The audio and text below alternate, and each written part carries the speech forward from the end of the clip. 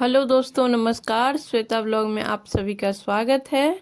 और आज मैं शेयर कर रही हूँ कार्तिक स्नान तुलसी पूजा घर पे कैसे करें, कौन सी तुलसी माता को सिंदूर चढ़ाएं और कौन सी को नहीं चढ़ाएं, शालिग्राम भगवान को तुलसी के गमला में रखें या नहीं रखें। तो चलिए वीडियो को शुरू करते हैं। ये देखिए 4:30 बज रहा है अभी और मैं नहा धो करके आ गई हूँ। नहाने से पहले घर का थोड़ा सा सफाई किया था, झाड़ू लगाया था और गंगा जल का छिड़काव किया था। और उसके बाद नहा करके मैं यहाँ पूजा का सारा सामग्री प्लेट में ले ली हूँ और बैठ गई हूँ तुलसी माता की पूजा करने के लिए। तो यहाँ पे देखिए रोली, चुंदरी और ये कार्तिक महत्तम का बुक है, हल्दी, अक्षत है, तिल और चावल, धूप बत्ती, मूली और ड्राई फ्रूट और थोड़ा सा फूल है, एक दीपक है, एक लोटा जल। अब सबसे पहले हम जल चढ़ाएंगे, क्योंकि किसी भी देव वृक्ष का या तुलसी माता का पूजा में सबसे पहले जल सींचा जाता है। तो शुद्ध जल और गंगा जल मिक्स करके मैं तुलसी माता को जल चढ़ा रही हूँ। और उसके बाद दीपक जलाएंगे, फूल चढ़ाएंगे। फूल थोड़ा सा प्लेट में रख करके दीपक जला देंगे। किसी भी पूजा में सबसे पहले ना दीपक जलाया जाता है। और तुलसी जी को ना हम रोली और कुमकुम में अंतर होता है, तो आप रोली का यूज करें, कुमकुम का यूज नहीं करें। सिंदूर, कुमकुम और सिंदूर एक ही होता है। तो यहाँ पे देखिए मैं हल्दी का ना विशेष यूज करें, क्योंकि तुलसी माता को हल्दी चढ़ाना चाहिए कार्तिक मास में। और सिंदूर आप चढ़ा सकते हैं, जैसे कि पहले से आपके घर में जो तुलसी माता है और पहले आप उनको सिंदूर चढ़ा रही थी, वैसा तुलसी को जो आप पूजा कर रहे हैं कार्तिक में, तो आप सिंदूर चढ़ा सकते हैं। लेकिन जैसे मेरे पास है, देखिए मैं कार्तिक में पूजा करने के लिए ये वाला तुलसी माता को लगाई हूँ, तो इस पे सिंदूर नहीं चढ़ाया जाएगा। वैसे ही शालिग्राम भगवान भी हैं कि जो पुरानी तुलसी है, जो थोड़ी सी बड़ी है और जिसका पूजा आप पहले से करते आ रहे हैं, उनके गमला में शालिग्राम भगवान को रखिए और वहाँ पे उनका जल अभिषेक कीजिए। लेकिन इस तरह का जो तुलसी माता को आप कुमारी मान रही हैं, उसमें शालिग्राम भगवान को नहीं रखना चाहिए। और जो पहले से सिंदूर चढ़ा हुआ है, उसको कार्तिक मास में ऐसा नहीं है कि आप सिंदूर नहीं चढ़ाइए। जो बड़ी तुलसी है उसको आप पहले से चढ़ाते आ रहे हैं, तो उसको ज़रूर चढ़ाइए। तो देखिए यहाँ पे हो रहा है मेरा तुलसी पूजा। मैंने थोड़ा सा फूल चढ़ा दिया और लाल चुंदरी एक माता को ओढ़ा दिया। और ये बहुत छोटा सा तुलसी का पेड़ है मेरे पास, क्योंकि मैं कार्तिक में पूजा करने के लिए इनको लगाई हूँ। और जो ड्राई फ्रूट हम रखे थे वो हम भोग लगा देंगे। भोग प्रसाद में आप कुछ भी रख सकते हैं, मिश्री, बतासा या सीजनेबल फल जो मिल जाए या फिर जो आपके घर में उपलब्ध हो। और उसके बाद इस बुक में ना अध्याय दिया होता है, पहला अध्याय से लेकर के 34 अध्याय दिया होता है, जो आप पूरे कार्तिक में भी पढ़ सकते हैं या फिर मान लीजिए 10 दिन, 12 दिन या 15 दिन में भी ख़त्म कर सकते हैं।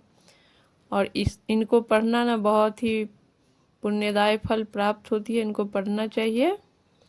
आप 2 अध्याय, 3 अध्याय एक दिन में भी पढ़ सकते हैं, इसमें कोई ये नहीं है। और एक अध्याय भी पढ़ सकते हैं, या फिर कभी आपके पास टाइम नहीं है तो उस दिन आप नहीं पढ़िए, लेट हो गया जैसे, फिर अगले दिन आप पढ़ लीजिए, ऐसे भी होता है। और उसके बाद कर लेंगे हम तुलसी माँ की आरती। और आरती करते हुए हम फेरी लगाएंगे। आप जल से भी फेरी लगा सकते हैं, जो पूजा की शुरुआत में हम जल सींचे हैं उस टाइम पे भी आप कर सकते हैं, या तो लास्ट में कीजिए। तो मैं अक्सर आरती जब करती हूँ ना, उसी समय मैं फेरी लगाती हूँ। कम से कम 3 और 7 लगा सकते हैं, 11, 21, जितना आप आगे आप जितना लगा सके, लेकिन कम से कम 3 होता है। तो मैं 3 फेरी यहाँ पे लगा लूँगी।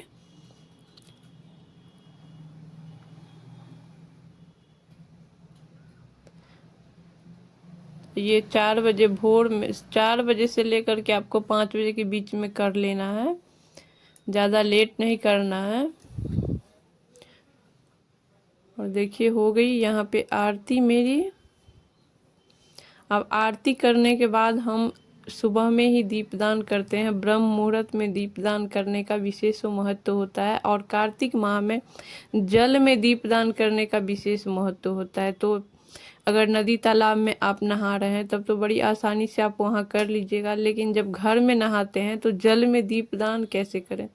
तो इस तरह परात में गंगा जल और जल मिक्स करके ले लीजिए और इसमें फूल, अक्षत, चंदन डाल दीजिए और इसमें आप दीपदान कर लीजिए। आपको उतना ही फल प्राप्त होगा जितना कि नदी तालाब में दीपदान करने से होता है। और यहाँ पे मैंने 5 दीपदान कर रही हूँ। 2 ही दीपक आपको दिख रहे हैं, लेकिन एक में मैंने 2 बत्ती डाला है, एक में 3 बत्ती डाला है। यहाँ पे बत्ती का महत्व होता है कि आप कितना बत्ती लगा रहे हैं। एक दीपक में अगर 10 बत्ती लगा रहे हैं तो वो 10 दीपक कहलाएगा। 10 दीपक का पुण्य फल आपको प्राप्त होगा। तो इसीलिए मैं 5 दीपक का लगा रही हूँ, जो मैं जल में दीपदान करूँगी। और शाम में भी आप कर सकते हैं, लेकिन ब्रह्म मुहूर्त में ज़्यादा अच्छा होता है। सुबह में सिर्फ ध्यान रखना इतना होता है कि अंधेरा होना चाहिए, उजाला हो जाने के बाद नहीं होता है, नहीं करना चाहिए। क्योंकि दीपक दान करने का सबसे महत्व और सबसे अच्छा समय होता है कि अंधेरा होना चाहिए। तो दोनों दीपक को हम इस तरह से हाथ में लेंगे और श्री हरि विष्णु से प्रार्थना करेंगे कि मैं जल में दीपदान कर रही हूँ, आप मेरे इस दीप को स्वीकार करें। और दोनों दीप को मैं उसमें जल में रख दूंगी। ऐसे ही वो प्रज्वलित रहेंगे जब तक खुद से न शांत होंगे, वैसे उसी जगह रखा रहेगा। और उसके बाद मैं वो पानी गमला में रख दूंगी और उसको हटा दूंगी। और ये मैं कर रही हूँ आकाश दीपदान। जो यहाँ पे देखिए फूल और अक्षत का आसन दे दिया, और इस दिया में आप मिट्टी का भी ले सकते हैं, पीतल का भी ले सकते हैं। इसमें भी मैं 2 बाती लगाई हूँ। ये भी 2 दीपक दान माना जाएगा। और फिर हाथ में दोनों हाथ को जोड़ करके ऊपर की तरह, आकाश की तरह हाथ को करेंगे और श्री हरि विष्णु से वही प्रार्थना करेंगे कि आप मेरे दीप को, आकाश दीप को स्वीकार करें। आपके चरणों में मैं ये दीपदान कर रही हूँ। और फिर उसको रख देंगे। ये हो गया आकाश दीपदान। और कार्तिक में ये 2 दीपदान बहुत महत्व होता है इसका, एक जल में और एक आकाश दीपदान। उसके बाद मैं यहाँ पे सूर्य को अर्घ दे रही हूँ, क्योंकि तुलसी पूजा जो है वो सूर्य उदय से पहले होता है। तो मैं पहले तुलसी पूजा कर लेती हूँ, उसके बाद मैं सूर्य को अर्घ देती हूँ। तो देखिए यहाँ पे हो गया और यहाँ पे हम परिक्रमा कर लेंगे। तो ये था मेरे कार्तिक स्नान का पूजा। वीडियो अगर ज़रा भी अच्छा लगा हो, यूजफुल लगा हो, तो प्लीज़ मेरे चैनल को सब्सक्राइब करें, लाइक करें, शेयर करें, मुझे कमेंट करेंगे। फिर मिलेंगे किसी नए वीडियो के साथ, तब तक के लिए नमस्कार।